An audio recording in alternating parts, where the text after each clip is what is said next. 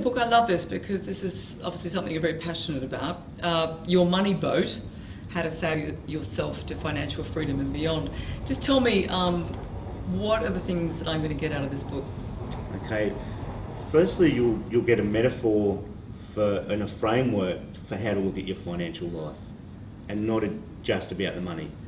So the model and the metaphor is that we're all sailing along a timeline. True, it's true. So we go from the wild years into the wilderness years, right, where we've got a career and a mortgage and kids and that sort of thing. You call that the wilderness? The wilderness years, yeah. I'm a parent. I've got an 8 and an 11-year-old. Right. All right. So we run from ballet classes to baseball and all that sort of thing. Yeah. And it's fun, and you need to have the a clear vision and the time to spend with the people you love. I believe that's how I'm building my life. And then if you do the money stuff right, you get into the wonder years, where you either wonder what the hell happened,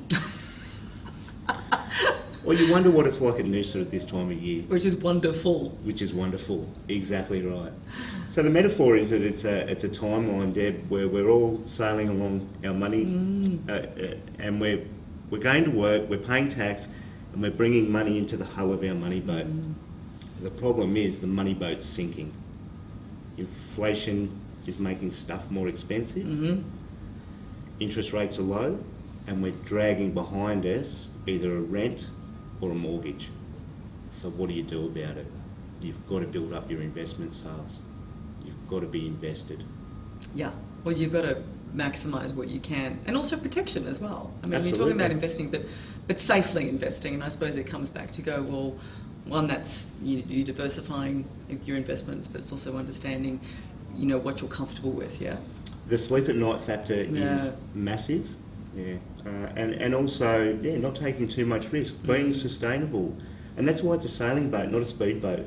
Right? Because you go speeding off, you either crash into the rocks or you run out of fuel and you're adrift. Emotionally, physically, financially, you run out of fuel, and that is a big part of the metaphor.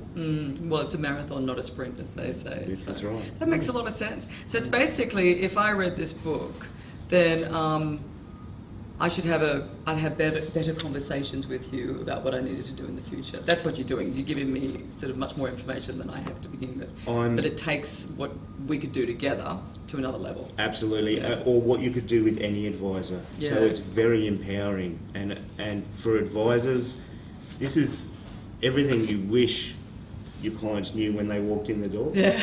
And for consumers, it's everything you should know. You should know. To avoid getting ripped off or getting led down the garden path. Yeah, beautiful. Your textbook, love it. That's right. There's some pictures in there as well, so it can be a colouring in book. Okay.